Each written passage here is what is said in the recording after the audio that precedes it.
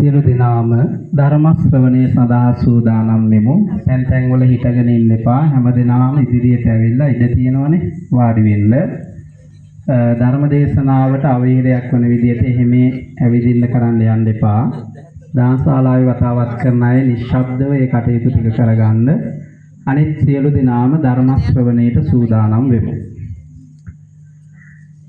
වැඩම කොට වදාළ පින්වත් අපේ ගෞරවනීය පඬිත හාමුදුරුවන් වහන්සේ පිළිගැනීමයි මේ අවස්ථාවේදී සිද්ධ කරන්නට තිබෙන්නේ. ඒ වගේම අරමුණ පැහැදිලි කිරීමත් සිද්ධ කරමින් වැඩි කාලයක් නොයවා ධර්ම දේශනාවට අපි අවස්ථාව සලසා ගන්නවා.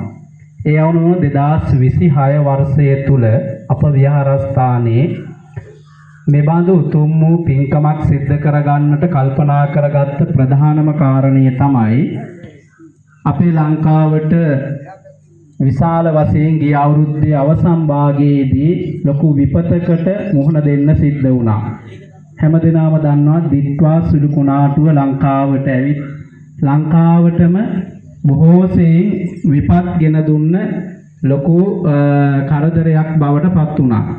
ඒ අවස්ථාවේදී ගෞරවනීය මහා සංඝරත්නය අපේ පඬිත හාමුදුරුව ප්‍රධානව සියලුම මහා සංඝරත්නයේ අවතන් වෙච්ච අයට දුකටපත් වෙච්ච අයට පිහිටවීම සඳහා නොයෙක් විදිහේ වැඩසටහන් සංවිධානය කරලා ඒ සියලුම අවශ්‍ය කරන දේවල් නිර්මාණය කරලා ඒ අයගේ ජීවිත ගොඩනගා ගන්නට අවශ්‍ය අත්වලක් පිහිටක් සලසා දුන්නා.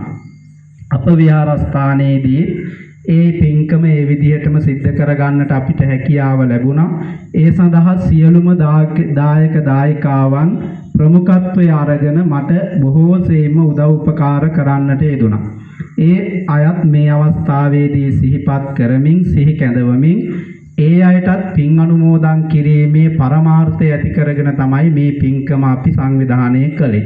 එතකොට ඒ සම්බන්ධ වෙච්ච සහසම්බන්ධ වෙච්ච උදව් උපකාර කළ සියලු දෙනාටම අපි මේ පුණ්‍යානුමෝදනාව සිද්ධ කරනවා මේ පින්කමත් එක්කම. ඒ වගේම තමයි ඒ දිත්වා සුලිකුණාටුවෙන් මිය ගිය යම් කිසි කෙනෙක් ලංකාවේ ඉන්නවා නම් ඒ හැම දෙනාටම පුණ්‍යානුමෝදනාවන් සිද්ධ කිරීම තමයි අපේ එකම පරමාර්ථය මේ පින්කමේ. ඒ නිසා මේ පින්කම සංවිධානය කළේ ඒ විපතටපත් වෙලා මිය ගිය අය වෙනුවෙන් පින් අනුමෝදන් කරන්නට. අපේ දායක සභාවේ පින්වතුන් දාම් පාසලේ දූ දරුවන් ආචාර්ය මණ්ඩලයේ ප්‍රධානව සියලු දෙනාම එකතු පාදා වෙලා තමයි මේ පින්කම මේ විදියට ලස්සනට සිද්ධ කරගන්නට කල්පනා කරගත්තේ. ඉතාමත් අලංකාරවත් ලෙස මේ පින්කම නිර්මාණය කරගන්නට අපිට හැකියාව ලැබුණා. බොහෝ කාලයක සිට මට බලාපොරොත්තුවක් තිබුණා අපේ දහම් පාසල් ළමයි සම්බන්ධ කරගෙන දානමය පින්කමක් සිද්ධ කරන්න ඕනේ කියලා. ඒ නිසා මේ පින්කම මූලික කරගත්තා දහම් පාසල අපේ දූ දරු පිරිස එකතු කරගෙන සිද්ධ කරන්නට. ඉතින් ඒ නිසා ඒ පින්කමට සමගාමීවමයි හිතන්නේ අපේ දූ දරුවන් දිත්වා සුලිකුණාටුවෙන් විපතටපත් වෙච්ච අයට ආධාර බෙදන්න ආධාර දෙන්න ඒ කටයුතු හැම දෙයකටම පෙරමුණ අරගෙන ක්‍රියා කළ අපි පවුල් 500කට පමණ කෑම ලබලා දුන්නා අපේ දහම් පාසලේ.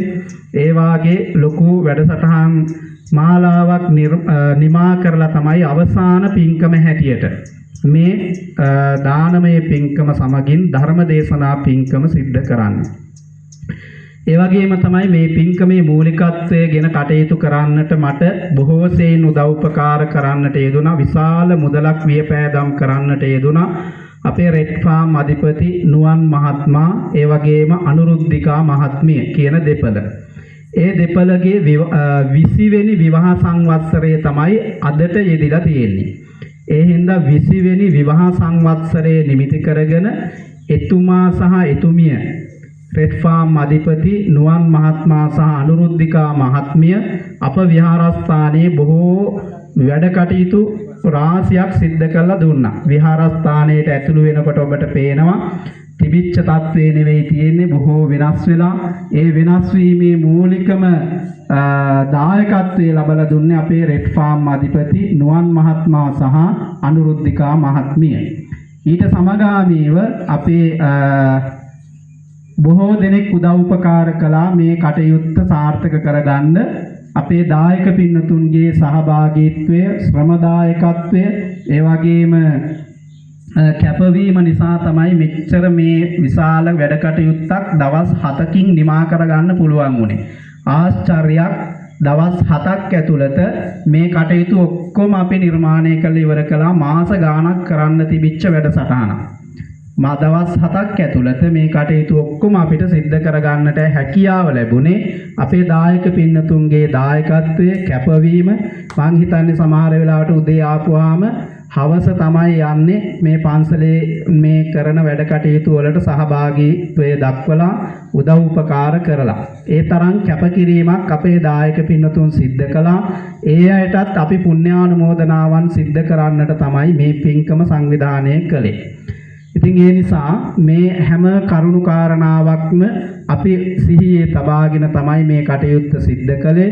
ඒ නිසා උදෑසන ධර්ම දේශනාවක් සිද්ධ කරන්නට මට අවශ්‍යතාවය තිබුණා දූ දරුවන් වෙනුවෙන් සහ දෙමාපියන් වෙනුවෙන්. ඒ සඳහා මට අපේ ගෞරවනීය පඬිත හාමුදුරුවන් වැඩමවා ගන්නට අවශ්‍යතාවය තිබුණා. ඒ අනුව මම දුරකථනයෙන් තමයි උන්වහන්සේට ආරාධනා කළේ. ඒ ආරාධනාව නිහතමානීව පිළි අරගෙන කවදත් කරන ඕනම ආරාධනාවක් නිහතමානීව පිළි අරගෙන අප විහාරස්ථානයට නිරන්තරයෙන්ම වඩින පඬිත හාමුදුරුවන් වහන්සේ නමක් තමයි අපි කවුරුත් දන්න හඳුනන බොහොම මිත්‍රශීලී පඬිත හාමුදුරුවන් වහන්සේ නම. ඉතින් උන්වහන්සේට තමයි ආරාධනා කළේ අද ධර්ම දේශනාව උදෑසන සිද්ධ කරලා දෙන්න කියලා. ඉතින් ඒ නිසා අපි තාමත් ගෞරවයෙන් යුක්තව අපේ දහම් පාසලේ දූ දරුවන් වෙනුවෙනුත් අපේ දායක පින්නතුන් වෙනුවෙනුත් අපේ පඬිත හාමුදුරුවන් වහන්සේ පිළි අරගනු ලබනවා. ඒ අනුව බරවාවිල ධර්මරාජ විහාරාධිපති පරම පූජනීය විචිත්‍ර ධර්ම කතික රූපවාහිනී ගුවන් විදුලි ධර්මදේශක නම කියන්න අවසරයි හෙන්දුවාවේ ධම්මදීප අපේ පඬිත හාමුදුරුවන් වහන්සේ තමයි අද ඔබට මේ උතුම් වූ ධර්ම දේශනාව සිද්ධ කරනු ලබන්නේ. ඒ නිසා උන්වහන්සේ පිළිගැනීම සඳහා හැම දිනම හඬ නගා සාදු නාදයක් පවත්වමු. චාරිත්‍රානුකූලව දහත් වට්ටිය පිළිගන්වා අපි ධර්ම දේශනාව සඳහා ආරාධනා කළමු. ඒ සඳහා අපි ගෞරවයෙන් යුක්තව සිහි කැදවනවා අපේ දහම් පාසලේ ප්‍රවීණාචාර්ය බොහෝ කාලයක් ප්‍රධානාචාර්ය ලෙස කටයුතු සිද්ධ කරමින් මේ වන විට සේවයේ නියුත වෙන අපේ ජීවානන්ද මහත්මයාට අපි මතක් කර සිටිනවා ධර්ම දේශනාව සඳහා අපේ පින්වතුන් වෙනුවෙන් ආරාධනාව සිද්ධ කරන හැටියට.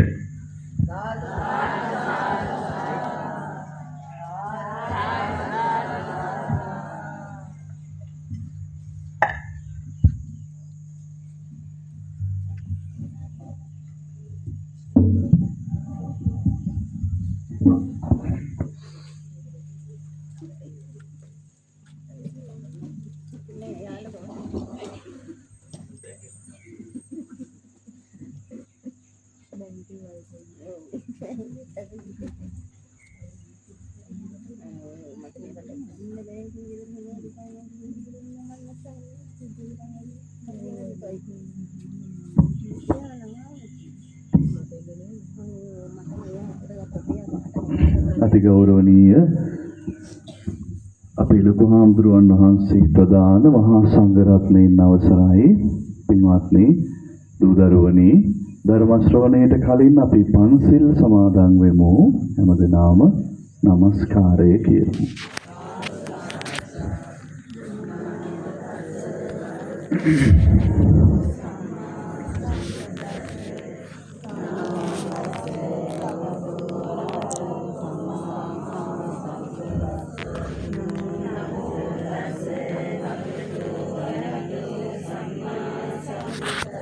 බුද්ධං සරණං ගච්ඡාමි ධම්මං සරණං ගච්ඡාමි සංඝං සරණං ගච්ඡාමි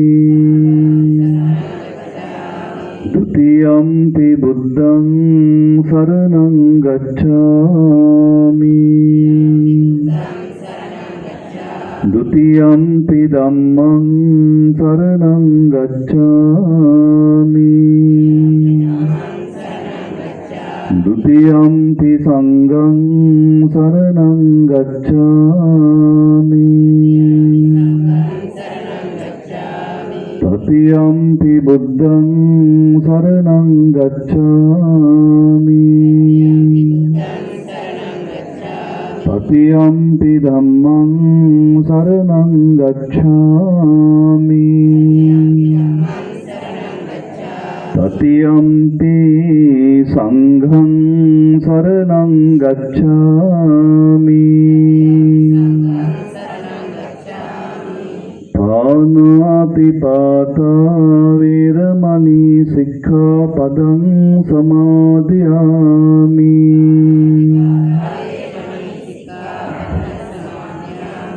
อดินนาดานาเวรมณีสิกขาปดังสมาธิยามิกามิสุมิจฉาจาราเวรมณีสิกขาปดังสมาธิยามิ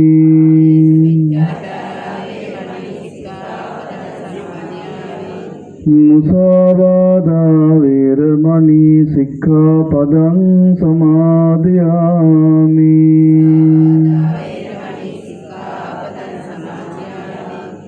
สุรามีระยมัจจปมาดัฏฐานาเวรมณีสิกขาปดังสมาธิยามิ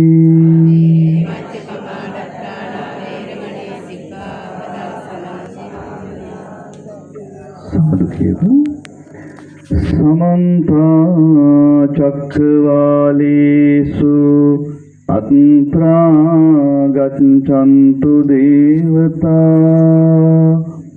सद्धम्मं मुनिराजसंस सुनन्तु सग्गमुक्खदं ධම්මස්සවන කාලෝ අයං භදන්තා ධම්මස්සවන කාලෝ අයං භදන්තා ධම්මස්සවන කාලෝ අයං භදන්තා නමෝ තස්ස භගවතු අරහතු සම්මා සම්බුද්දස්ස නමෝ තස්ස භගවතු අරහතු සම්මා සම්බුද්දස්ස නමෝ තස්ස භගවතු අරහතු සම්මා සම්බුද්දස්ස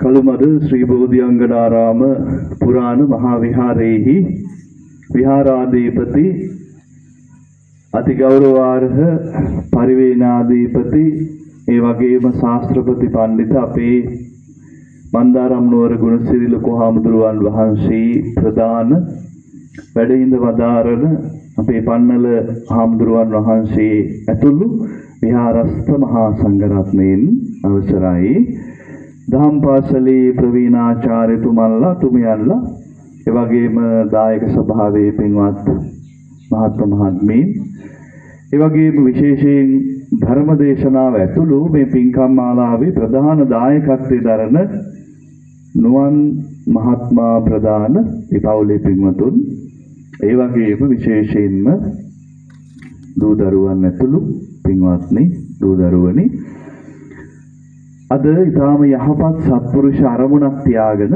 අපේ හාමුදුරුවන්ගේ අනුශාසනා පරිදි මේ පින්කම සිද්ධ වෙන්නේ දහම් පාසල් දූ දරුවන්ගේ ප්‍රධාන සහයෝගය දායකත්වයේ ඇතිව නුවන් මහත්මයාගේ තෙම මහත්මියගේ අනුරුද්ධිකා මහත්මියනේ ඒ දෙපළගේ ජීවිතයේ ඊටාම වැදගත් අනුස්මරණීය අවස්ථාවක් වන 20 වෙනි විවාහ සංවත්සරයේ හේතු කොටගෙන තමයි මෙවැනි පින්කම් මාලාවක් ආමුදුරුවෙක් එකතු වෙලා මේ පන්සලේ කරන්නේ කියලා අපේ ලෝකවන්දරෝ සිහිපත් කළා. ඒකම පින්කමක් කරන්නේ නැතුව ඉතාම පරාර්ථකාමී අරමුණක් ඇතිව මේ පින්කම සිද්ධ කරන්නේ. පසුගිය කාලයේ සිද්ධ වෙච්ච දිස්වා කුණාටු තත්ත්වය එක්ක අපේ රටේ සිද්ධ වුණු ස්වාභාවික ව්‍යසනවලදී හදිසි වියෝවන්ට ලක් වෙච්ච අපේම මිනිස්සුන්ට මරණින් මතු සුගතිය අත්වේවා කියන ප්‍රාර්ථනාවෙන් පින් අනුමෝදන් කරන්නට ඒ වගේම ඒ විපතටපත් ජීවත් වෙන හැම දෙනාටම ඉතා ඉක්මනින් සුවපත් වීම පිණිස ජීවිත දීම පිණිස පින් අනුමෝදන් කරමින් ආශිර්වාද කිරීම පිණිස මේ පින්කම් මාලාව සංවිධානය වෙන්නේ. අද උදෑසනම ධර්ම දේශනාවක් අහන්න තමයි හැමෝම මේ සෝදානම් වෙන්නේ. පින්වත්නි, දුවේ පුතේ, අපේ බුදුරජාණන් වහන්සේ වැඩ ඉන්න කාලේ ස්වාභාවික ව්‍යසන සිද්ධ වුණා. ඒ ලෝකේ හැමදාම වෙනවනේ. ඔන්න එක කාලෙක විශාල නාය යාමක් සිද්ධ වුණා කියනවා බුදුහාමුදුරුවෝ වැඩ ඉන්න කාලේ. නියම් ගමක් නාය ගියා කියලා කියන්නේ. විශාල ගම් ප්‍රදේශයක්ම නාය ගියා.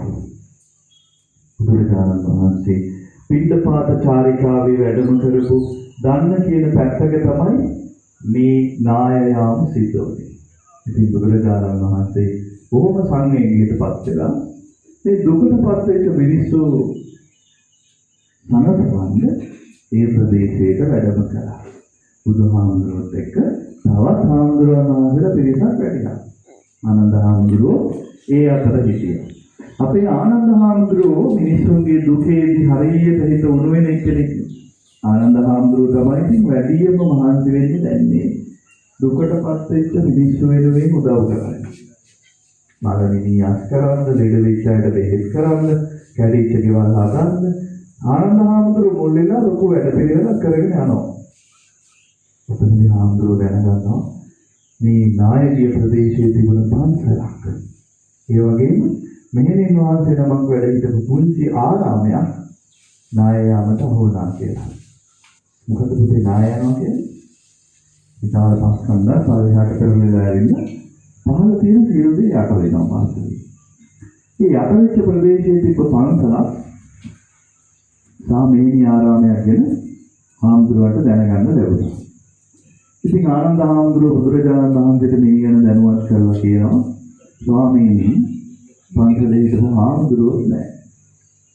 ආරාමයේ හිටපු වෙනින්නාන්සෙත් නැහැ. උන්වහන්සේලා මරණින් මත්තේ දැන් අපවත් වෙලා ඉතින් මරණින් මත්තේ උන්වහන්සේලා කොහෙද ගියේ කියලා බලමුද? ඊළඟ ජීවිතේ කවුරු වෙලාද ඉන්නේ? දුකකටපත් වෙලාද කියලා බලමුද කියලා. බුදුරජාණන් වහන්සේ ඒක පිළිගත්තා. බලලා කියන්නම් කිව්වා. බුදුහාමුදුරන්ට පුළුවන් පුතේ මරිච්චන් කොහෙද උපන්නේ කියලා බලන්න. සත්‍යයගේ මරණය සහ උපත දැකීමේ ඥාණය කියලා එකට කියනවා. මොකද්ද පාලියෙන් කියන්නේ? බුදුරජාණන් වහන්සේගේ විශේෂ ඥාන ගැන පුතාලා අහලා තියෙනවානේ. මොකද්ද ඒකට කියන්නේ? පරචිත්ත විඥාන ඥානය කියන අනුන්ගේ සිත් දැනගන්නා නුවණ. මොකද්ද ඔය මිනිහා හිනාවේ විහිදියට හිත යට තියෙද්දි කියලා දැක ගන්න පුළුවන්. මෙතෙන්ට ඕනේ ඒක නෙමෙයි. සත්‍යයගේ මරණය සහ ඊළඟ උපත හැදෙන විදිහ උන්වහන්සේට දකින්න පුළුවන්. ජීවත් වෙන කෙනෙක් නම් මෙයා මෙන්න මෙච්චරක් කල් ජීවත් වෙයි මෙහෙම තමයි මැරෙන්නේ. අපිට කියන්න බෑනේ එහෙම. බුදුහාමුදුරන්ට පුළුවන්. මැරිච්ච කෙනෙක් නම් මෙයා මැරිලා මෙන්න මෙතනයි උපන්නේ හරියටම කියන්න පුළුවන්. ඒකට මොකද්ද කියන්නේ? මොන ඥානයද? පුබ්බේ නිවාසානුස්සති ඥානයක් නෙමෙයි. ඒ කියන්නේ පෙර දැන් ජීවත් වෙන කෙනෙක් පෙර සංසාරේ කොහෙද උපදුනේ ජීවත් වුනේ කියලා බලන්න පුළුවන් නුවණට තමයි පුබ්බේ නිවාසානුස්සති ඥානය කියලා කියන්නේ. පෙර ජාති සිහි කළ හැකි නුවණ. සත්‍යයගේ මරණය සහ උපත දක්නා නුවණට කියනවා චුතූපපාත ඥානය කියලා. ඒ අහලා තියෙනවනේ චුතූපපාත ඥානය. ඔයාලා ඉතින් ඔය ශ්‍රේණි විභාගෙට එහෙම ලියන ඒවා ඔය. හරි. ඊළඟ පාරව ප්‍රශ්න දාන්න කියනවා. චුතූපපාත ඥානය. චුතූපපාත ඥානයෙන් ඔන්න බලුවා. හාඳුරු අපවත් වෙලා කොහෙද ඉපදුනේ? මේනින් වහන්සේ අපවත් වෙලා කොහෙද ඉපදුනේ? බුදුරජාණන් වහන්සේ දැන් මේ ආනන්ද හාමුදුරුවන්ට කියලා දෙනවා ආනන්ද කම්පා වෙන්න එපා. අපේ හාමුදුරුවෝ සියලු කෙලෙසුන් නැසලා අරහත්ත්වයටපත් වෙලයි හිටියේ. අරහත්ත්වයටපත් වූ රහත් වූ උතුමෙක්ට නැවත උපතක් නැහැ. හාමුදුරුවෝ නිවන් දැක්කා. ආයෙ නැවත උපතක් නැහැ කිව්වා. මෙහෙණින් වහන්සේ අනාගාමී ඵලයටපත් වෙලා හිටියේ. මෙහෙණින් වහන්සේ බ්‍රහ්ම ලෝකයේ උපත ලැබුවා. මේ කාම ලෝකයට නැවත පැමිණීමක් නැහැ කිව්වා. ඒ දෙන්නගෙනම දුක් වෙන්න එපා. අනිත් අය ගැන බලන්න කිව්වා. ඉතින් දැන් ආනන්ද හාමුදුරුවෝට හරි සතුටුයි. හිතට සැනසීමයි. අර පන්සල ළඟයි මිහිණි ආරාමේ ළඟයි දුක් වෙවි ඉන්න මිනිස්සුන්ට ගිහින් කිව්වා දුක් වෙන්න එපා. ඔයාලගේ හාමුදුරුවෝ නිවන් දැකලා ඉඳලා තියෙනවා. හාමුදුරුවෝ රහත් වුණා. උන්වහන්සේ නැවත උපතකට යන්නේ නැහැ. ඒ නිසා ඒ ගැන දුක් වෙන්න එපා. මෙහෙණින් වහන්සේ බ්‍රහ්ම ලෝකේ වැඩියා. උන්වහන්සේත් නැවත කාම ලෝකෙ ඉපදීමක් නැහැ කියලා කිව්වා. මිනිස්සු ඇහුවා ඔබ වහන්සේ කොහොමද කියන්නේ හරියටම? ඒගොල්ලෝ මම නෙමෙයි කියන්නේ. බුදුරජාණන් වහන්සේ චතුප්පපාත ඥාණයෙන් විමසලා බලලා තමයි මේ ටික මට කිව්වේ කියලා. එතන ඒක අහගෙන හිටපු මිනිස්සු ටික දෙනෙක් ඉස්සරහට ඇවිල්ලා කිව්වා අනේ හාමුදුරනේ මගේ නෝනා නැති වෙලා. තව එක්කෙනෙක් අනේ හාමුදුරනේ මගේ තාත්තා නැති වෙලා. අනේ හාමුදුරනේ මගේ දුව නැති වෙලා. මගේ බිරිඳ නැති වෙලා. අනේ ඔබ වහන්සේට බැයිද බුදුහාමුදුරන්ට කියලා මේගොල්ලොත් කොහෙද මැරිලා ගිහින් ඉපදිලා ඉන්නේ කියලා බලලා කියන්නේ. මම බලලා කියන්නම් කියලා බාරගත්තා. ආනන්ද හාමුදුරුවනේ කාටවත් නැහැ බෑ කියන්නේ නේ. ඉතින් ඒ ටික ඔක්කොම බාරගෙන ඇවිල්ලා බුදුරජාණන් වහන්සේගෙන් දැන් ඇහුවා. පුතේ මේ චතුප්පපාත ඥානය හෝ යාළුවේ කියපු ආසවක්ඛ්‍ය ඥානය හෝ බුබ්බේ නිවාසානුස්ස ඥානය හැම එකම අවශ්‍ය නම් මේ ඥානයට සමවැදිලා බලන්න ඕනේ. දැන් බුදුරජාණන් වහන්සේ කිව්ව ගමන් ඒක පේන්නේ නැහැ. උන්වහන්සේ ඥානයට සමවැදිලා බලන්න ඕනේ. එක එක්කෙනා වෙන වෙනම බලන්න ඕනේ. ඉතින් උන්වහන්සේ දැන් මේ දිග ලිස්ට් එකක් මාවනේ. ඒ ඔක්කොම බලලා කිව්වා. මේ ටික අහගෙන ආනන්ද හාමුදුරුවෝ ගියා මේගොල්ලෝට කියන්න. ගමේ අයට. කියන්න යනකොට තවත් ගොඩාක් සෙනගක් ඇවිල්ලා රැස් වෙලා බලන් ඉන්නවා. ඒකට එන රිසල්ට් එක මොකක්ද කියලා බලන්න.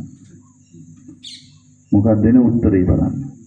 200ක් හිටියා වට වෙලා.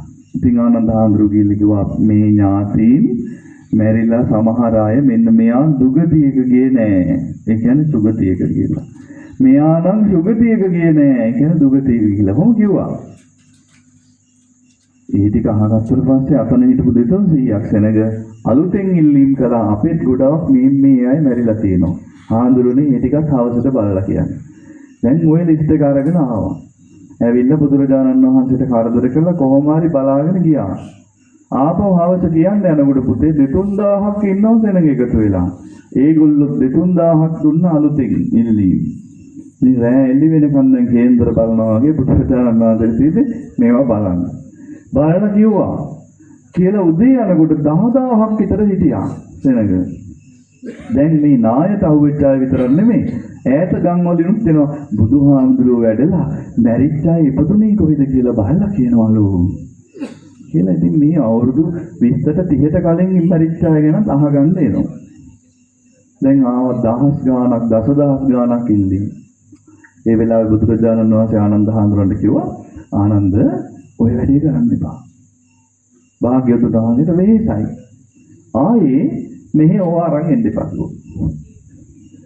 ඒතර ආනන්ද හාමුදුරුවෝ කියනවා නේ බුදුහාමුදුරුවනේ ස්වාමීනි කොහොමද එහෙම කියන්නේ?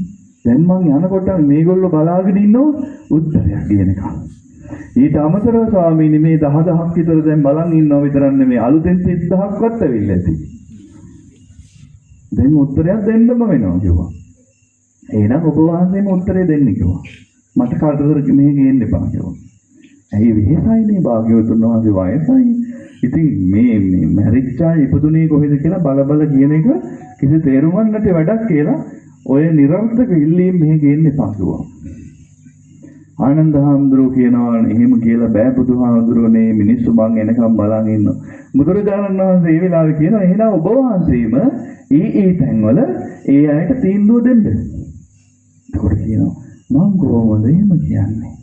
මට චතුප්පපාත ඥානෙ නෑනේ.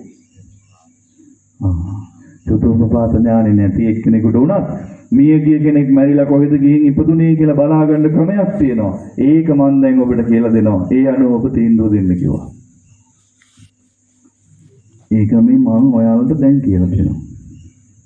හරි? ඒ ක්‍රමෙන් බලන්න පුළුවන් කෙනෙක් මරණින් මත්තේ දුගතිය යනවද? අනිත් එක මොකද්ද? සුගතිය යනවද? ඒ දෙකේ වෙනස පුතාලා දන්නවනේ. දුගතිය කියන්නේ මොනවද පුතේ? හොඳ ජීවිතයක් නෙමෙයි ඉතින් අපායක, තිරිසන් ලෝකෙක, නැත්නම් പ്രേත ලෝකේ, අසුර ලෝකේ නෙවෙයි. ওই අපාය හතරෙන් එකක දුගතියක තමයි ගියේ කියලා හිතා ගන්න වෙනවා. එහෙම නැත්නම් සුගතිය කියන්නේ කොහෙද? මොනවද සුගතිය? මනුෂ්‍ය ලෝකේ සුගතිය. තව එකක් කියන්නේ දිව්‍ය ලෝක, බ්‍රහ්ම ලෝක සුගති විදියට අපි සලකනවා. ඉතින් මෙන්න මේකයි ක්‍රමය. බුදුරජාණන් වහන්සේ කියලා දීපු ක්‍රමයේ ඉදත් අදත් හෙටත් වළංගුයි. ඔයාලා මේක ඉගෙන ගත්තට පස්සේ ඔයාලට පුළුවන් ඕනනම් ගේ ඉස්සරහා පොඩි බෝඩ් එකක් දාන්න. මිය ගිය අය ගිය තැන බලා කියනු ලැබෙයි.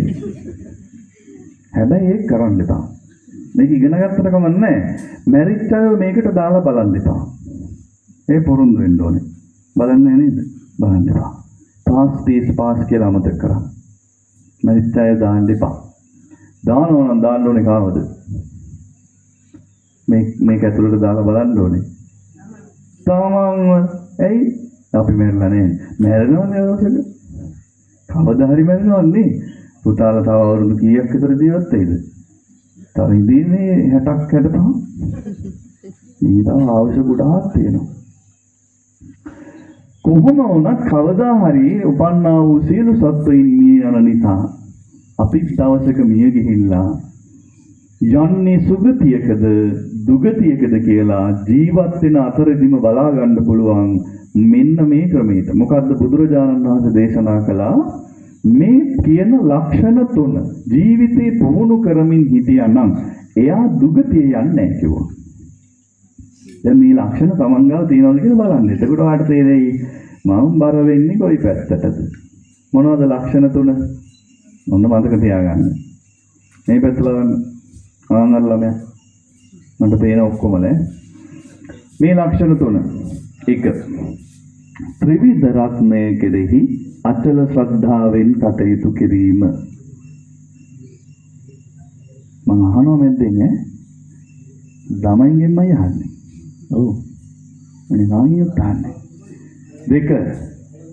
ආර්යකාන්ත ශීලයක් ආරක්ෂා කිරීම. 3. රාග ද්වේෂ මෝහ පාලනය කරමින් ජීවත් වීම. ඕකද කියලා හිතනවනේ. හරි බලමු. ඔය හිතන තරම ඔබ ලේසිද කියලා. මොකක්ද ඒක? ලක්ෂණ තුනෙන් පළවෙනි එක ත්‍රිවිධ රත්නය කෙරෙහි අර ආච්චි අම්මලානේ උත්තර දෙන්නේ. ආච්චි අම්මා කෑ ගන්න දෙන්න. ළමයි කියන්නේ ත්‍රිවිධ රත්නය කෙරෙහි හරි. මොකෙන්ද? මොන ශ්‍රද්ධාවෙන්ද? අචල ශ්‍රද්ධාවෙන්. ශ්‍රද්ධාව කියන්නේ මොකද්ද? ඕන් දහම් පාසල් දරුවෙක්ගෙන් අහනවා අපි හිතමුකෝ දන්නේ නැති කෙනෙක්. ගමක සීයා කෙනෙක් අහනවා පුතේ ශ්‍රද්ධාව කියන්නේ මොකද්ද? මොකද්ද කියන්නේ? ටීචර් කිව්වා මම බලන් ඉන්නේ. ටීචර් ළඟ ඉන්න ගොල්ලට කියලා දුන්න පැහැදීම. හරියට හරි. පැහැදීම තමයි ශ්‍රද්ධාව කියන්නේ. ශ්‍රද්ධාව ඇති වෙන්න පුළුවන් කවුරු ගැනද? ළඟම කෙනෙක් ගැන හිතන්න. අම්මා ගැන පැහැදීම ඇති වෙන්නේ නැද්ද? අනේ අපේ අම්මා හරියට මහන්සි වෙනවා අපි වෙනුවෙන්.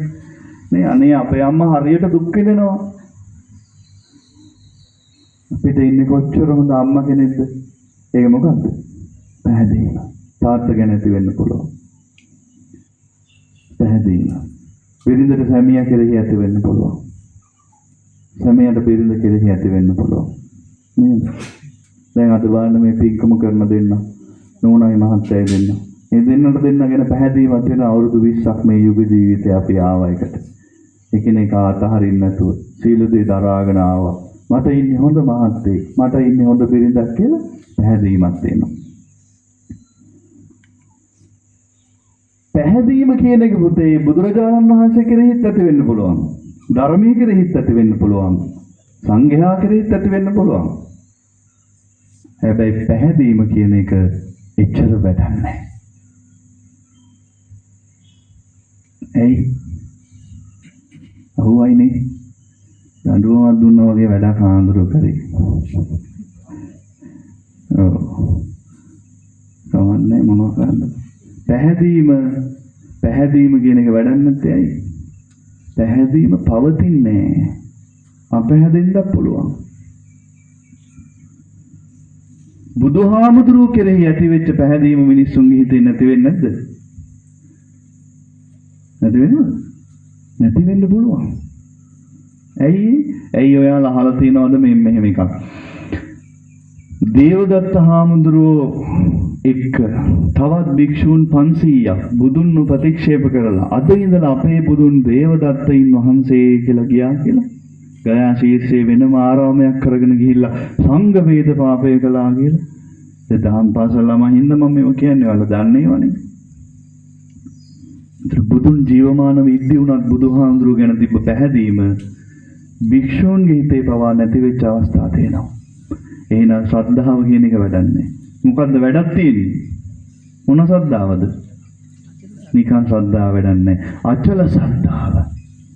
මොකද්ද අචල ශ්‍රද්ධාව කියන්නේ? අචල කියන්නේ මොකද්ද? කියන්නකෝ. නොසැලෙන. ඥාචමලක බෑ.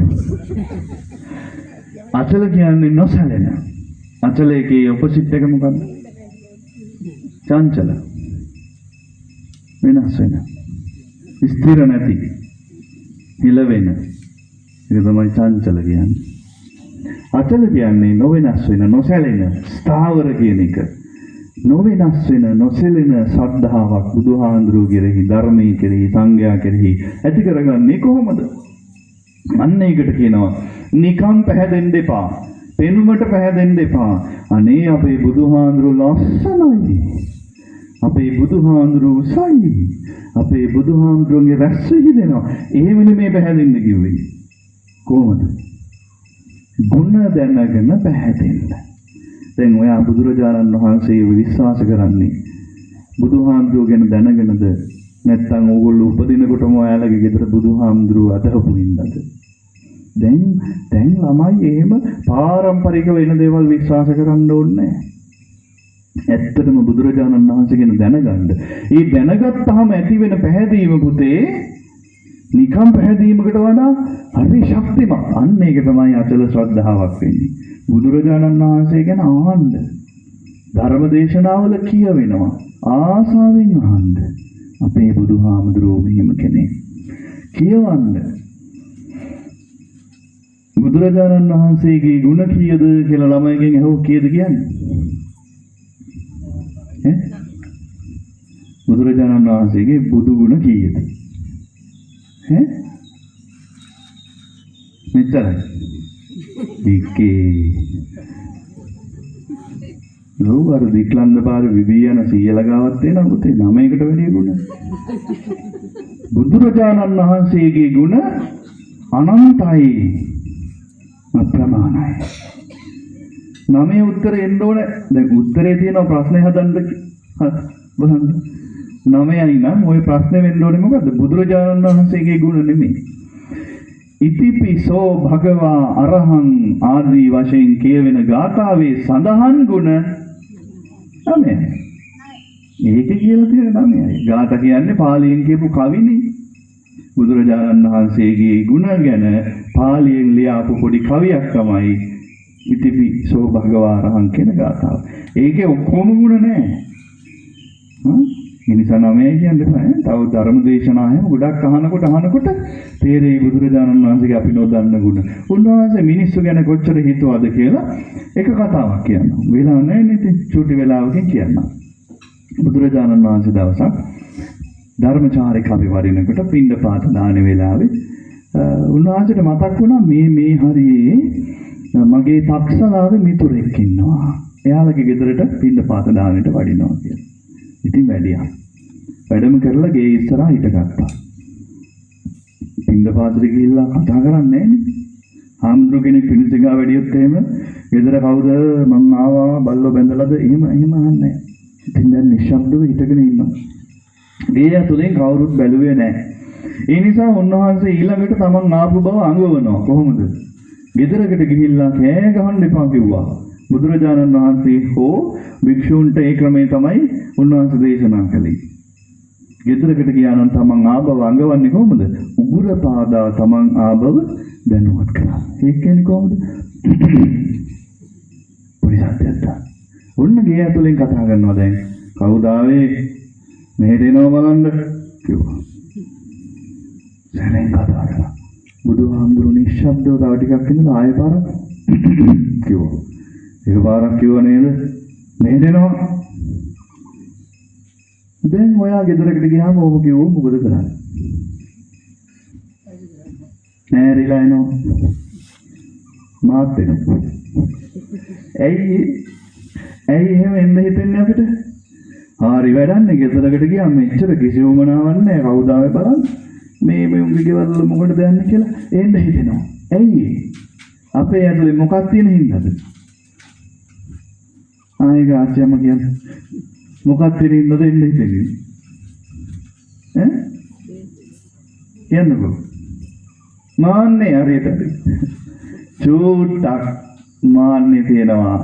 චූට්ටක් හරි කොහොමද මාන්නේ නැති අය? අනේ හාමුදුරනේ ඔබ වහන්සේ ගාව ඇති. අපි ගාව නැහැ.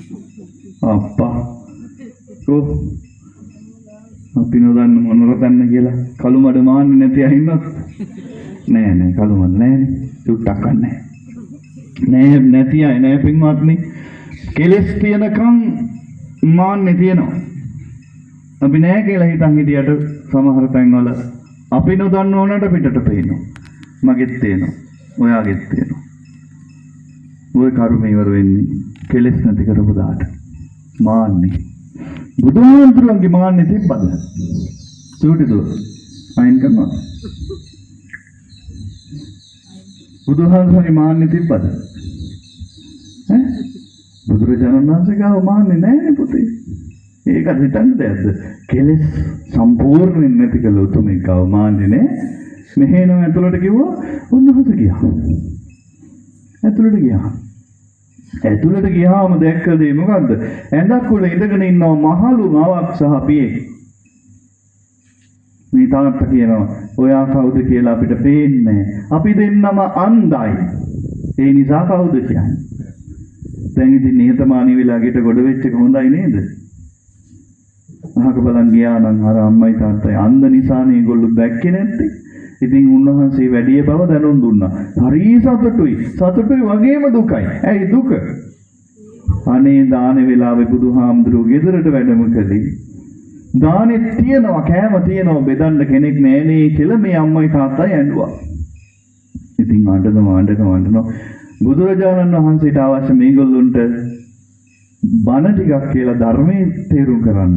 නැත්නම් දානේ වළඳන්න නෙමෙයි.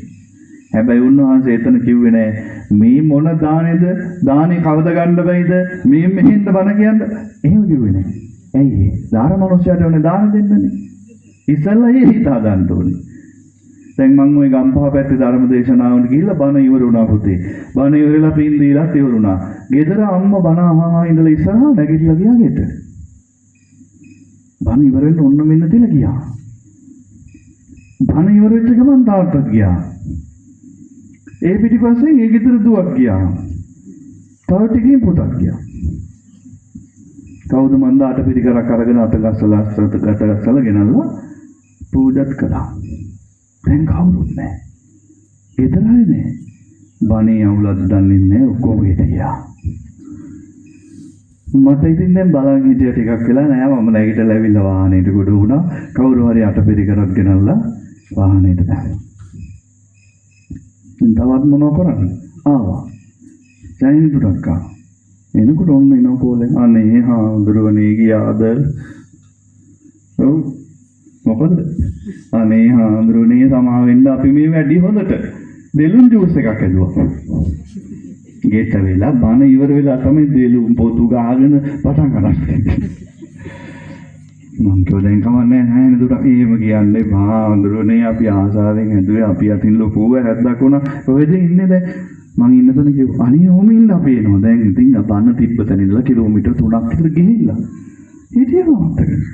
පස්සෙන් එළවගෙන තව වාහනයක ඇවිල්ලා පාරේදීම මේක දුන්නා. පිස්සුද දෙලුම් බීලා තියෙනවා කියලා ආවනම් මොකද වෙන්නේ? ඕක තාම මතකයි. එහෙනම් අර කරපු පින්කමෙන් අඩකුත් නෑ. අනේ හාමුදුරන්ට ගිලන්පස දෙන්න බැරි වුණා.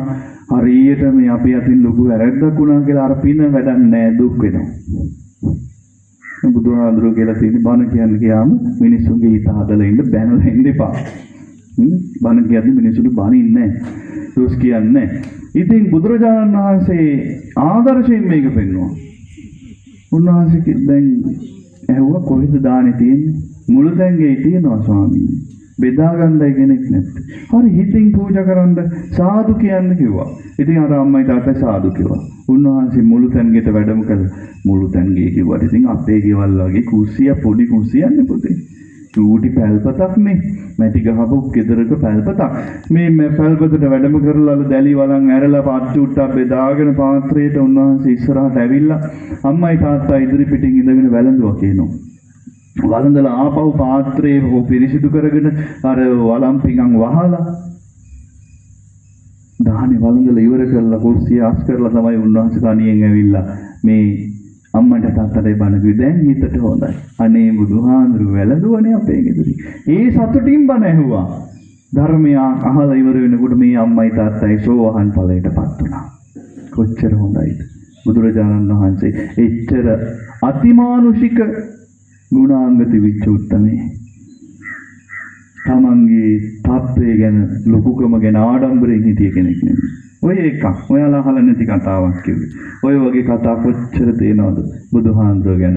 අහන්නකො, කියවන්නකො පොත්පත් කියවද්දි බණ අහද්දි දැනගන්න ලැබෙයි අපේ බුදුහාමුදුරුවෝ කොච්චර කරුණාවන්ත අතිමානුෂීය ගුණාංග වලින් යුක්ත උත්තමයින්ද කියලා. ඒවා දැනගන්නකොට බුදුහාමුදුරුවෝ ගැන ඇති වෙන මහ විශාල ශ්‍රද්ධාව මේ මොනෙන්ම නැති කරන්න බෑ.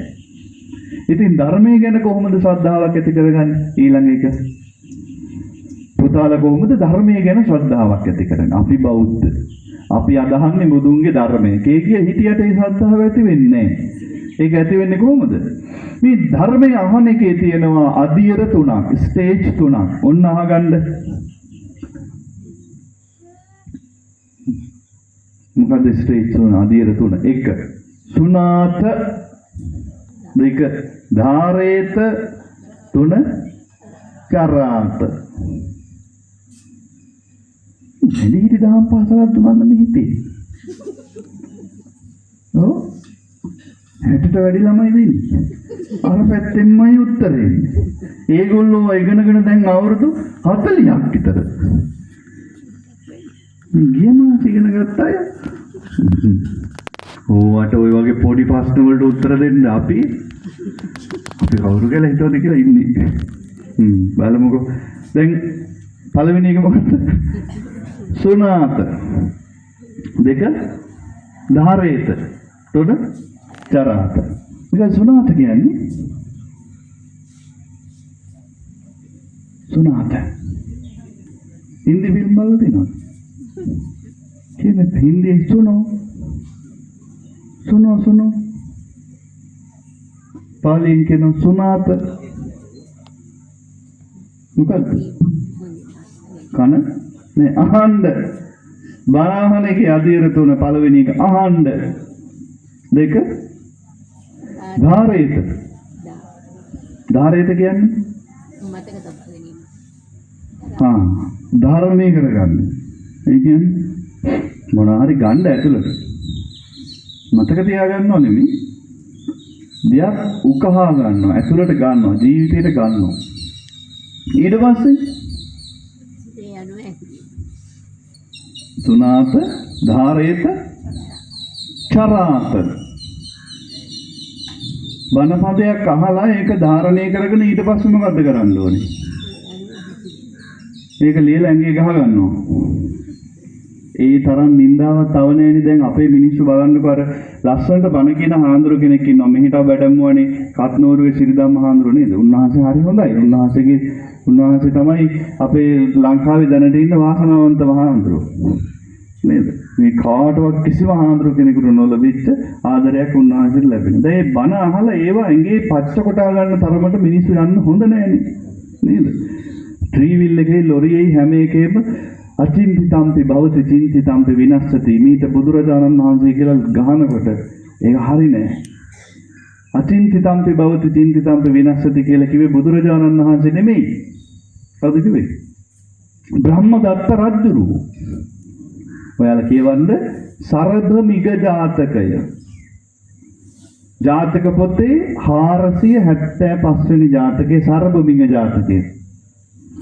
බ්‍රහ්මදත්ත රජුරු මේකේ කියන්නේ මුවෙක් පස්සේ එළවනවා. මුවාගේ නම තමයි සරභ. සරභ මුවා දුවගෙන යනකොට පනිනවා වලකට උඩින්. මේ වලේ වතුර තියෙනවා. ඊට උඩින් ජලජ පැලෑටි වැවිලා තියෙනවා. මුවා පැන්නට රජුරුන්ට එච්චර පනින්න බෑනේ. රජුරුව වැටෙනවා වලට. හරි එයා දැක්කේ නෑ වතුර වලක් කියලා. ඉතින් මුවා දුවනවා රජුරුව දැන් එන පාටක් නෑ. නැවතිලා බැලුවා රජුරුව නෑ. ආයෙ මුවා එනවා. රජුරුව හොයාගෙන එනකොට මේ වලේ වැටිලා දුකටපත් වෙලා මුවා මොකද කරන්නේ? අර වටේම තිබ්බ කළු ගල් ගලවලා බෝල ගල් වලට දානවා. ඒ ගල් වලින් පඩි පෙලක් වගේ හැදුනට පස්සේ ගල් දිගේ රජුරුව ගොඩ වෙනවා. ගොඩ වුණාට පස්සේ රජුරුවන්ගේ කකුලත් කැඩිලා. පස්සේ මුවා දැන් යන්නේ නැහැ රජුරුවන්ගේ පිටට ඉන්නවා. මුවා රජුරුවන්ට උදව් කරනවා මෙතනින් නැගිටින්න. රජුරුව මුවාව අල්ලගෙන නැගිටලා මුවාගේ කරටම ගොඩ වෙනවා. මුවා තමයි රජුරුවන්ව ආපහු රාජධානි සීමාවට ගෙනත් දාන්නේ. ගෙනත් දාලා ආපහු යන්න හදනවා. මුවා යනවා. රජුරුවන්ට ඒ දිහා බලාගෙන හරි දුකක් මම මරන්න ගියේ මේ මුවාව. අන්තිමට මේ මුවාව මගේ ජීවිතේ බේරුවා. ඔහු අඬමින් කියනවා අතිංචිතම්පි භවති චින්තිතම්පි විනස්සති. හරි ඔය ගාථාව වෙන්නේ ත්‍රිපිටක ධර්මයේ නෙමෙයි ජාතක කොප්පොත් වහන්සේගේ 475 වෙනි ජාතකයේ සරභමිග ජාතකයේ බ්‍රහ්මදත්ත රජු තමයි කියන්නේ ඒක. ඒකට ධර්මය අහද්දී ධර්මය අහලා විතරක් බෑ. මොකද්ද ජීවිතයට ගත්තේ? අතිංචිතම්පි භවති චින්තිතම්පි විනස්සති කියන්නේ හිතන දේ වෙන්නේ වෙන දේ හිතා ගන්න බෑ නෙමෙයි. නොසිතන දේත් ලෝකේ සිද්ධ වෙනවා. සිතූ සමහර දේ වෙනසෙනවා. හිතන දේවල් වෙනවා ඈ. පුතේ ඒ නමයක් ගන්නවා මම ඕ ලෙවල් එකට. හිතනවා. වෙන්නේ බෑ ඒක. නේද? ඉතින් ලස්සන බණපදයක් වුණත් ඕක ඇඟේ ගහ ගන්න තරමට මෝඩ වෙන්න ඕනේ නැහැ. බණ අහලා ජීවිතේට හදවතටයි ගන්නෙ. ත්‍රිවිල් එකේ කොටා ගන්න නෙමෙයි.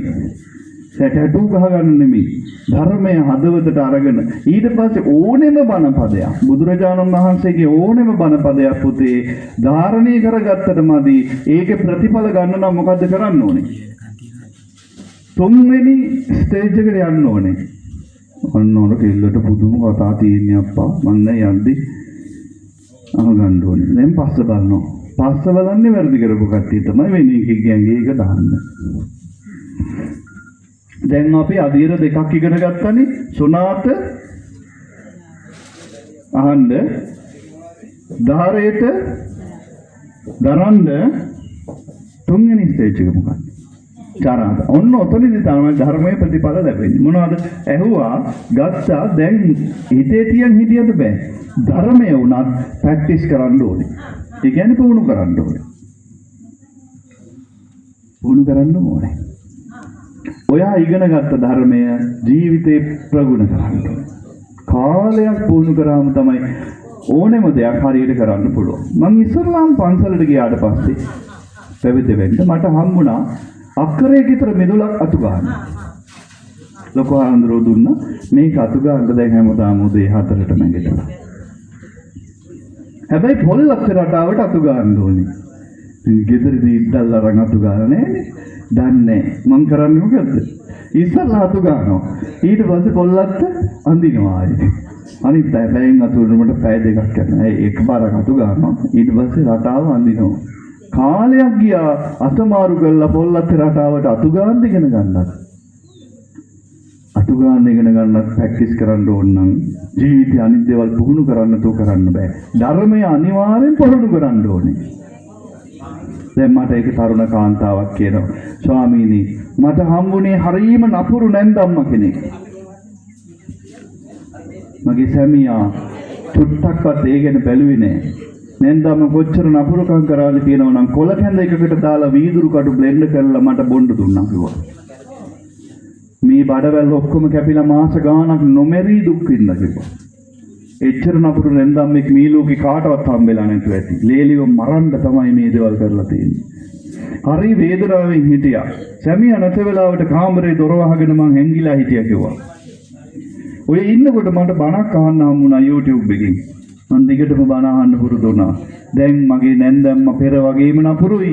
මගේ සැමියා පෙර වගේම නැන්දම්මගේ පැත්තවත් මගේ පැත්තවත් නොකිට පාඩුවේ ඉන්නවා. හැබැයි මම දැන් නිවිලා ඉන්නවා කිව්වා. එයා කතෝලිකෙක් කෙනෙක් ඒකාන්තාව. එයා අහම්බෙන් ධර්මය අහලා ඒ ධර්මයේ ජීවිතේ පුහුණු කරන්න පටන් ගත්තා. වෛර කරන අය අතර අවෛරීව ඉන්න ඇය ඉගෙන ගත්තා. ලස්සන සූත්‍රයක් තියෙනවා කකචූපම සූත්‍රය.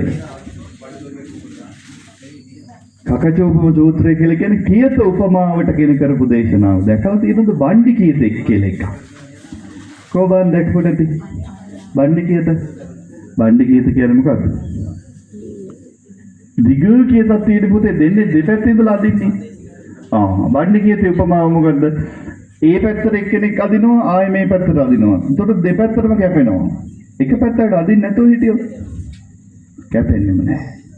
ඊට පස්සේ කැපෙන්නේ නැහැ. බුදුහාමුදුරුවෝ මේ බණ්ඩි කියත උපමාවට අරගෙන කිව්වා දෙපැත්තෙන් දෙගොල්ලක් ගැටෙනකොට තමයි හානිය වැඩි. එක්කෙනෙක් අතාරින්න එතනින් පස්සේ නවතිනවා. අර කාන්තාව අතෑරියා කිව්වා ගැටෙන එක. දැන් ඇය නිවිලා ඉන්නවා. මම පුදුම සැනසීමකින් ඉන්නේ හාමුදුරුවනේ කිව්වා. බලන්න අපේ ජීවිතයේ තියෙන පින්වත්නි දරුවනි කාටවත් කියාගන්න බැරි අපිට අනන්‍ය වෙච්ච ප්‍රශ්න. අපි බන වෙනම අහලා ප්‍රශ්න වලට අපේ විදිහට උත්තර හොයනවා නම් අපරාධ වැඩ අහපු බණෙන් හොයාගන්න ඕනේ මගේ ප්‍රශ්නෙට උත්තරේ. ඕනෙම ප්‍රශ්නයකට උත්තර ධර්මයේ තියෙනවා. කෙනෙක් කියන්න පුළුවන් මට එහෙම ලොකු ප්‍රශ්නයක් නැහැ හාමුදුරනේ මගේ බඩ පොඩ්ඩක් වැඩි එච්චරයි. ඒකටත් බුදුහාමුදුරුවෝ උත්තරයක් කියලා තියෙනවා. මොකද්ද? ඔයා කෑම කනකොට තව චුට්ටක් කන්න පුළුවන්කම තියදී නවත්තන්න. ඊට පස්සේ වතුර බොන්න ඊට පස්සේ සක්මන් කරන්න කිව්වා. කරලා බලන්න. ඒකටත් උත්තරේ දෙනවා. නිකම් බඩ අඩු කරගන්න එකේ ඉඳලා හදවතේ මනසේ ඇති වෙන සංකීර්ණම ප්‍රශ්න විසඳ ගන්න තැන දක්වා ධර්මයේ කියලා දීලා තියෙනවා.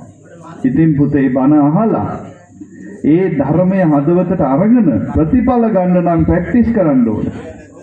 පුහුණු වෙන්න ඕනේ. නේ? අන්නේ පුහුණුවෙන් පස්සේ ජීවිතයේ ධර්මයෙන් සැනසීම එනකොට පුදුම ශ්‍රද්ධාවක් ඇති වෙනවා. අන්න ධර්මයේ කෙරෙහි අචල ශ්‍රද්ධාව ඇති වෙන විදිය. උන ඊළඟ අන්තිම කාරණාව තමයි සංඝයා කෙරෙහි අචල ශ්‍රද්ධාව ඇති කරගන්නේ කෙසේද? කොහොමද සංඝයා කෙරෙහි අචල ශ්‍රද්ධාව ඇති කරගන්නේ? හාමුදුරුවන් වහන්සේලා සමග ශාසනික සම්බන්ධය පමණක් තියාගන්න කියලා ධර්මයේ කියනවා. වැටකයා මල උපමාවටගෙන බුදුරජාණන් වහන්සේ දේශනා කළේ. වැටකයා මල් දන්නවද? ධර්මශාලාවේ අපිට පොඩ්ඩක් නිශ්ශබ්ද වෙලා සහයෝගය දෙන්න. වැටකයා මල් දැකලා තියෙනවද? කළු මඩ වෙලේ වැටකයා මල් පිපුණාම වැටකයා මල් සුවඳට හොයාගෙන යනවා. හිතන්නකෝ සුවඳ බලන්න. වැටකයා මලේ සුවඳ දිගේ ගිහිල්ලා අත්ත පාත් කරලා ඉඹලා බලනවා. සුවඳ නැහැ. ආයෙනවා. මගට එනකොට ආයෙ සුවඳයි. වැටකයා මල් එහෙමයි. ඈතට තමයි සුවඳ. හාමුදුරුවෝ ආශ්‍රය කරන්නත් කිව්ව වැටකයා මල වගේ. ළඟට ගිහිල්ලා ඉඹලා බලන්න යන්න ඕනේ. ඒ කියන්නේ ඕනවට වඩා ලං වෙන්න ඕනේ. දුර ඉඳගෙන සාසනික සම්බන්ධ තියාගන්න හැමදාම සුවඳ දෙනවා කියනවා. හාමුදුරුවන් වහන්සේලා කෙරෙහි ආදරයෙන් සෙනෙහසින් මේ මගේ සහෝදරයෙක් වගේ මගේ දරුවෙක් වගේ මට ඥාතියෙක් වගේ ලෙන්ගතු හැඟීමෙන් දකින්න හාමුදුරුවන් වහන්සේලා ගාව අඩුපාඩු තියෙන්න පුළුවන්. නමුත් බුදුන්ගේ කාලේ හිටිය තරම් පිරිහිච්ච භික්ෂූන් දැන් නැහැ. ඇයි එහෙම කියන්නේ? බුදුහාමුදුරන්ගේ කාලේ හිටිය එක්තරා භික්ෂුවක් දේවදත්ත භික්ෂුව. එයාට උදේ එළි වෙච්ච වෙලේ ඉඳලා වෙන වැඩක් නැහැ. එයාට තියෙන එකම අරමුණ මොකද්ද? අද කොහොමද බුදුහාමුදුරුවෝ මරන්නේ? අද කොහොමද ශාස්ත්‍රූන් වහන්සේ නසන්නේ? ඕකට තමයි උත්සාහ කළේ. බලන්න දැන් ශාස්ත්‍රූ ගෞරවෙ නැති කිසි භික්ෂුවක් නැහැ. සියලු භික්ෂුන් වහන්සේලා ශාස්ත්‍රූන් වහන්සේට පුදුම තරම් ගරු කරනවා. බුදුන් නසන්න උත්සාහ කරන භික්ෂුන් දැන් නැහැ. එදා හිටියා. ඒ නිසා භික්ෂුන් වහන්සේලාගේ අඩුපාඩු තිබුණොත් සහෝදරයෙක් දරුවෙක්සේ දැකලා හදාගන්න උදව් කරනවා මිසක් භික්ෂුන් සමග ද්වේෂය ඇති කරගන්න හොඳ නැහැ. අපිටමයි ඒකෙන් හානියක් වෙන්නේ. අපිට තෙරුවන් සරණ නැති වෙලා දෙරුවන් විතරක් ඉතුරු වෙනවා. හාමුදුරුවන් වහන්සේලා කරන කැපකිරීම තේරුම් ගන්න එකපාරට ගිහි දෘෂ්ටියෙන් බැලුවට බෑ. මම පොඩි උදාහරණ කතාවක් කියන්නම්. මට වෙච්ච එකක්. පුතේ මගේ ලොකු හාමුදුරුවෝ අවුරුදු 70කට කිට්ටු වෙනකොට 60 ගණන් අන්තිම අවුරුදු කීපය යනකොට හරියට ලෙඩ වුණා. මොනවාද දියවැඩියාව හැදිලා. ඔය පන්නල හාමුදුරුවෝ එහෙම දන්නවා. පන්නල හාමුදුරුවෝ ඉස්සර හිටියේනේ. ඉතින් හරියට අසනීප වුණා. දියවැඩියාවෙන් උඩරිම අසනීප වෙලා උදේට බේත් පෙති 16ක් බොනවා. දවල්ට ඉන්සියුලින් එක අරගෙන හාමුදුරුවෝම ගහ ගන්නවා ඇඟට ඉන්සියුලින් ඉන්ජෙක්ෂන් එක. ආයෙ රැයටත් බේත් පෙති 16ක් බොනවා. මොනවටද? දියවැඩියාවට. දවසක් මරණාධාර සමිතියකට ගිහිල්ලා සමිතියේ මේ සංවත්සර දානෙකට ගිහිල්ලා මේ වගේ දානෙ දවසේ දැන් හාමුදුරුවෝ දෙසට කලඳරනවා නායක හාමුදුරුවෝ මම මෙහෙම බලන් ඉන්නේ.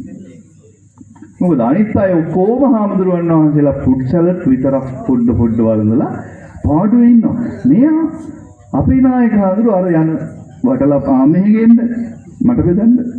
ඕක ඊළඟට එනවා අයිස්ක්‍රීම්. අයිස්ක්‍රීම්ද? ගෙන්න මෙහෙ බෙදන්න. තව එකක් ගේනවා අර ආච්චම්මල හදනවා මාරි බිස්කට් දාලා චොක්ලට් දාලා ආයෙ මාරි බිස්කට් දාලා එකක් හදනවා එක කෑල්ලක් කෑවම මාස 6කින් විතර ආයුෂ අඩු වෙනවා ඒ තරම් සීනි දැන් ඒ ඔක්කොම මේකේ ඉන්න කියලා බෙදා ගන්නවා දිලිත් වළඳනවා පස්සේ පාන්සලට ගියාට පස්සේ මට හරි තරහයිද නායක හාමුදුරුවෝ Taman ගැන හිතන්නේ මං ළඟට ගිහිල්ලා කිව්වා නායක හාමුදුරුවනේ සෙල්ලමක්ද මේක? ඉස්පිරිතාලේ බිල් ගිය සැරේ ලක්ෂ 7යි හරියට වේදන් ගියා බේරගන්න. කාර් එකට ලීස් එකක් දාලා තමයි නායක හාමුදුරුවන්ට බේත් කරේ. ඉතින් කේන්තියටම ඇහුවා සෙල්ලමක්ද ඇයි මෙහෙම වළඳන්නේ? නායක හාමුදුරුවෝ hina වෙවි කියනවා දැන් ධම්මදීප හාමුදුරුවෝ හිතන්නේ පෙරේතකමට වළඳනවා කියලා. මම මොකුත් උත්තරයක් නොදී අහක බලන් හිටියා. නායක හඳුරන්න කියනවා. බලන්න දැන් මේ දෙලි හදාපු උපාසකම්මට අදාළ එක විතරයි. එයා ආසාවෙන් ඊඳලා මහන්සි වෙලා ওই දෙලි එක හදාගෙන ආවේ. අනිත් අය ඔක්කොම ෆුඩ් සලාඩ් පොඩ්ඩක් කාලා වළඳලා නිකන් හිටියා. අර යා දෙලි එක අල්ලගෙන ගියා කවුරුවක් ගත්තේ නැහැ. ඒක අරන් මනසින් කඩාගෙන ඉట్లా අනේ මම මෙච්චර මහන්සියෙන් හදපු දානේ පොඩ්ඩ මේ හාමුදුරුවෝ ගත්තේ නැහැ කියලා දුකෙන් තමයි පිට වෙලා යන්නේ. මට ඒක බලන් ඉන්න බෑ. මං ගෙනල්ලා ආයෙ බෙදන්න කියනවා. පටලස්සන් බෙදන්න කියනවා. අයිස්ක්‍රීම් කවුරුත් ගත්තේ නැද්ද? ආ මට බෙදන්න. මං දාන්නවා පොඩි නම මං ඉක්මනට මැරෙනවා කියලා. ඒ එහෙමයි කියලා මට ওই අහිංසක මිනිස්සෙක් දෙන දානයක් වළක්වන්න බෑ කිව්වා. මට ඇදෙන්න ගත්ත ඇස් දෙකට කඳුළු පිරුණා එතන ඉන්න බැරි නිසා මං එතනින් අයින් වෙලා ගියා. ඇත්තට හාමුදුරුවෝ වළඳලා තියෙන්නේ ආසාවට නෙමෙයි මිනිස්සු ගැන හිතලා අපේ උපාසකම්මල කටිනේ දාට බලන්න මේ ගොටකොළ හාමුදුරුවනේ මහා බෙදන්නේ තව දෙකක් තුනක් කරලා හාමුදුරුවනේ මුකුණු වෙන්න බෙදන්න තවත් ටිකක් දුර ගිහිල්ලා අනේ හාමුදුරුවනේ මං හරියට මහන්සි වෙලා මේ වෙලේ ඇවිදලා හොයාගෙන ආවේ මේ අඟුරු මොකද එහෙමයි බෙදන්න. තව කෙනෙක් අනේ හාමුදුරනේ මේ වසීනි වලට හොඳයි මේ දෙබුකොළ. හොඳයි බෙදන්න. මේ අපේ වත්තේ විතරයි මේවා හැදෙන්නේ ආන්දරෝලේ වලදණ්ඩ ගුණයි මේ තෙල්කොළ බෙදන්න කවදාවත් කියනවද උපාසකම් මේ හිළුවන්ට හරකුන්ට වගේ කොළම කන්න බෑ කියනවද නෑ ඔක්කොම බෙදාගත්තා පිඟන් අස් කරන ගමන් දායක මහතුරුන්ට හිතෙන්න පුළුවන් මේ ආන්දරෝ සීරම බෙදාගෙන කන්නත් බෑ බොරුවට බෙදා ගන්න වලඳන්න බැරි එක වෙනයි හැබැයි අහිංසක උපාසකම්මට එපා දැන් ඇති කියන්න බෑනේ ආන්දරෝ කරුණාවන්තයි හාමුදුරුවෝ වහන්සේලා දෙහත් ඔයාලත් කරුණාවෙන් බලන්න ආදරෙන් බලන්න ශ්‍රද්ධාවෙන් බලන්න තෙරුවන් සරණ රැකගන්න තෙරුවන් සරණ යනවා වගේම තෙරුවන් කෙරෙහි අචල ශ්‍රද්ධාව පවත්වාගෙන යන එක ඉතාම වැදගත්. ඉතින් දැන් අවුවයි නේද? අපි දැනට ওই ටික කියලා ධර්ම දේශනාව ඉවර කරමු. පැයක් විතර බණ ඇහුවනේ. දූල පුතාලා හැම දිනාටම තෙරුවන් සරණ ප්‍රාර්ථනා කරමින් මම ආරාධනා කරනවා. තෙරුවන් කෙරෙහි ඇති කරගන්නා වූ ශ්‍රද්ධාව අචල ශ්‍රද්ධාවක් බවට පත් කරගන්න එකම ක්‍රමය මොකද්ද? ಗುಣ දැන ගැනීම. තෙරුවන්හි ගුණ දැනගන්න, ඒ ගුණ අහන්න කියවන්න, එතකොට අචල ශ්‍රද්ධාවක් ඇති වෙනවා. හැම දිනාටම තෙරුවන් සරණයි.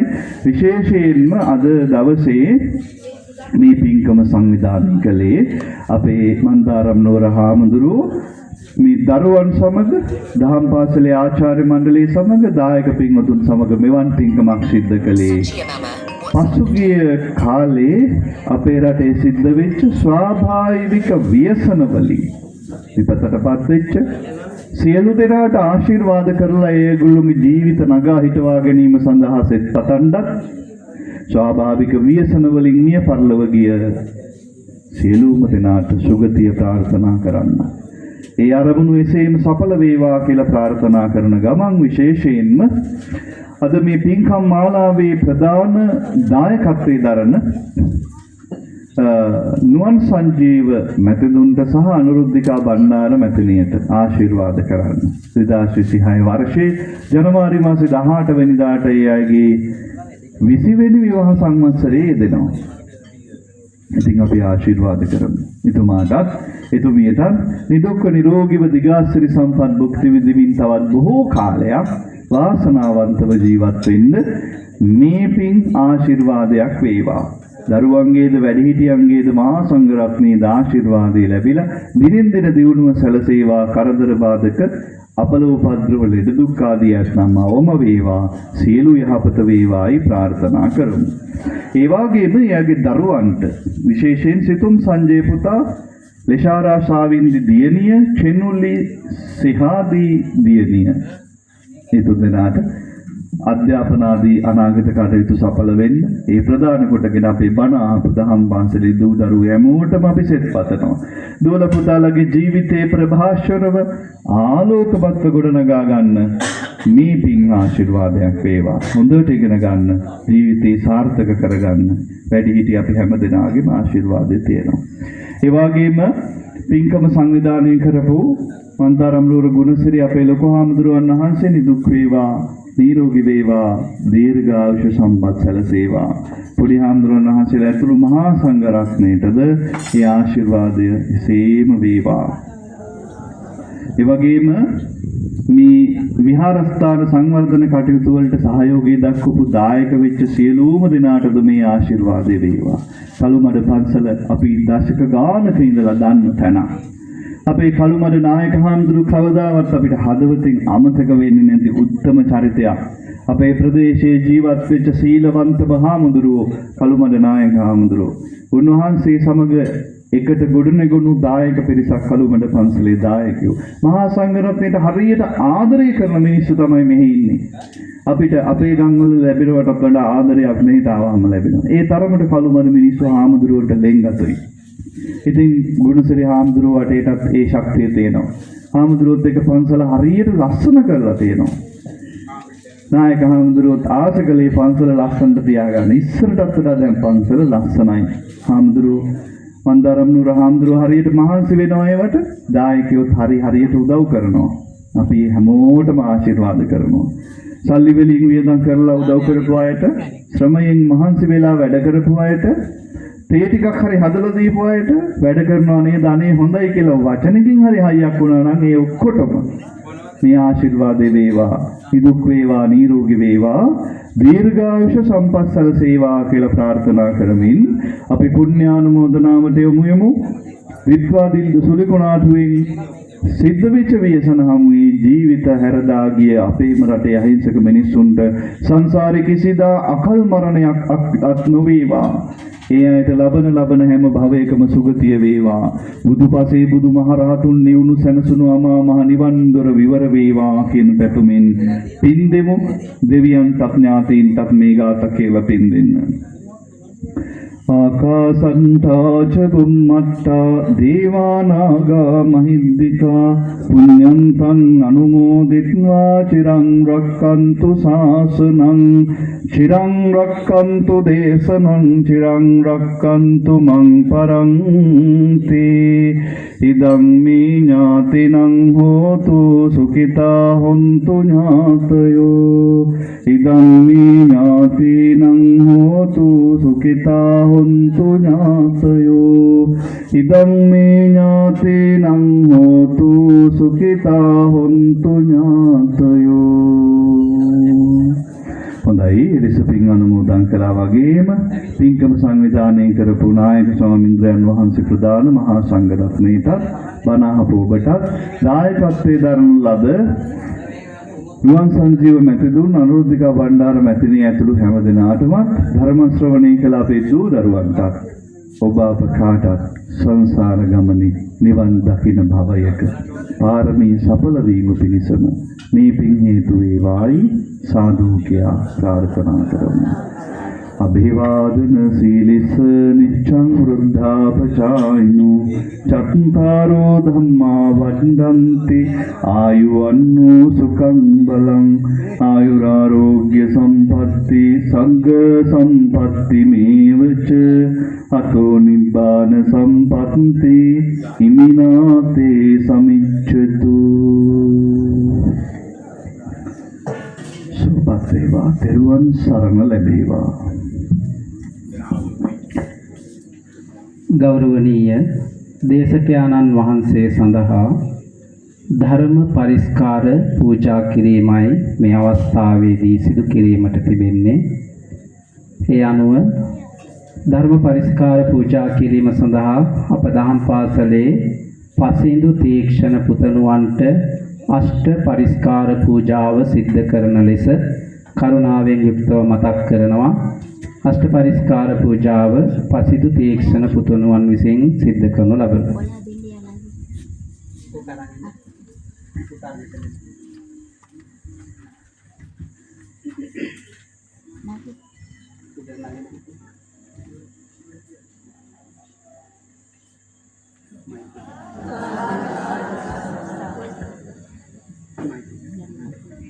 ඊළඟට අද දින 53 වන ජන්මදිනයේ සමරන අපේ කල්යාණ මිත්‍ර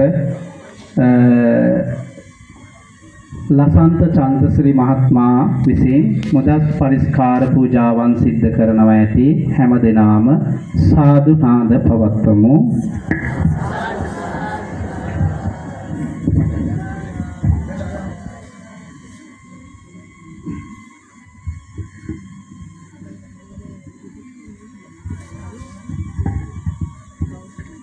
උතුම් ධර්ම දේශනාව මිදිරි උදෑසන මේ උතුම් පින්කම සඳහා සහ සම්බන්ධ වෙච්ච ඔබ සියලු දෙනාටම පුණ්‍යානුමෝදනාවන් සිද්ධ කරන ගමන් නැවතත් මේ කාරණා කීපය මතක් කරමින් අපි උදෑසන ධර්ම දේශනාව නිමාවටපත් කරනවා. දිට්වා සිරුකුණාටුවෙන් මියගිය සියලු දෙනා වෙනුවෙන් පුණ්‍යානුමෝදනා කිරීම සඳහායි අපි මේ උතුම් ධර්ම දේශනාව සිද්ධ කරන්නට යෙදුනේ. මේ ධර්ම දේශනාවේ දායකත්වයේ දක්වමින් කටයුතු කරන්නේ අපේ අනුරුද්ධිකා මහත්මිය සහ නුවන් සංජීව මහත්මයා කියන දෙපළ. එතුමන්ගේ සහ එතුමියගේ 20 වන ජන්මදින විවාහ සංවත්සරය නිමිති කරගෙන විවාහ සංවත්සරය හේතු කොටගෙනයි මේ පින්කම සිද්ධ කරන්නේ. ඉතින් මේ දෙපළටත් අපි ආශිර්වාදයන් සිද්ධ කරනවා.